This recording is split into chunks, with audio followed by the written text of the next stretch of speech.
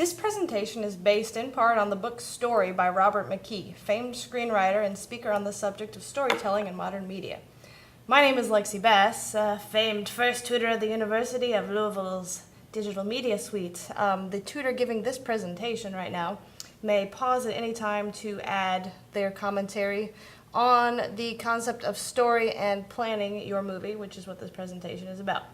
So founded on principles of storytelling throughout history of oral traditions and written traditions, this presentation serves to explain how to use story structure when planning and outlining your media project.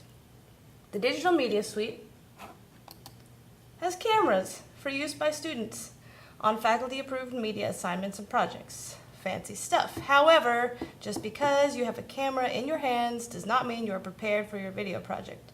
You'll have a nebulous mess of footage and sounds if you don't plan. So first, who is your audience? Who will view this piece? Coworkers, clients, peers, moviegoers, educators, students? This will affect your approach. Analyze how best to communicate your ideas to your chosen audience. The audience will also help you determine the length of your piece. Determine the length of your presentation. Even if it's a rough estimation, it's vital to the pacing of your story. Here are some different ideas on pacing because you'll change the length of your story structure according to the sort of piece that you're pacing. Any presentation, be it a written essay, video, or live performance, must have a logical beginning, middle, and end. That's a given. No matter what your final output, your presentation should have the logical, audience-engaging flow of a well-made story. Story applies to all these situations. Literature, from classic literature to comic books, news, any sort of anecdote you might make a point with in casual conversation or just to amuse people, and history and, research, which could be historical in nature as well. So let's go back, way back, to high school English or earlier. This is story structure. In a moment we'll discuss how these building blocks of story are found in every legitimate piece of media imaginable. But first, let's just break it on down one time. So, exposition. This is the beginning. In a movie, you'll usually see an establishing shot, like a wide shot or like an exterior location, something to set the scene. Then you'll start meeting the characters. Depending on the type of character you're creating or honestly presenting, as in, the use of a documentary, you'll need to decide how much time you spend letting the audience get to know each character through action, dialogue, and perhaps voiceover, among other things. This is also the point at which you might do a little foreshadowing. Characters are the driving force behind stories, as they are always part of the conflict. The conflict, there are usually three major types of conflict: man versus nature, and man versus himself. Man or woman is a character in every one of these conflicts, so develop your character well. The actions of the characters will lead you through to the rising action and then on to the crisis, which is the moment when the conflict becomes evident. The ultimatum moment, the part of the story at which you know that there are at least two outcomes, or more possibly, but usually just two, for your characters in conflict. Finally, the conflict climbs to a climax, the moment at which the conflict can be resolved one way or another.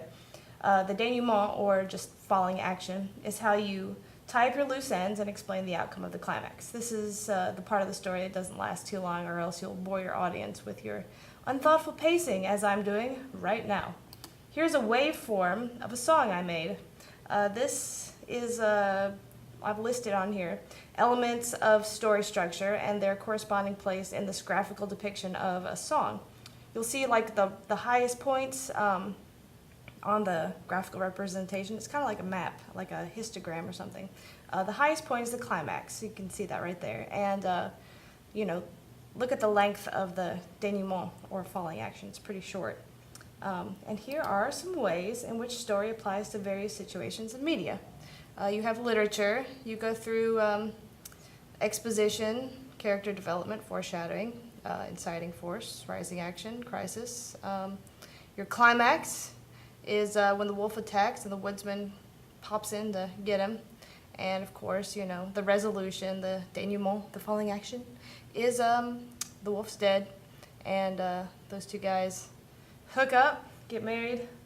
I hate it when I do that. So next we have we have news, sort of run through the same parts of story structure. The climax is when the area man tackles the wife who is evading him. She gets away. The falling action is the area man is arrested and jailed. Likewise, in history, this is American Revolution, if anyone remembers from then. Battle of Saratoga is what they typically call the turning point of the American Revolutionary War for independence. So that would be the climax. Everything after that would be the denouement. So here is a picture with some characters. So just as an exercise, run through the building blocks of story structure from exposition to denouement. Come up with a silly little story for this silly little picture. Take a minute, pause if you like. So the worst thing you can do when you write or plan a presentation is to lose sight of the importance of story within. Millions of years of culture don't lie. People require stories.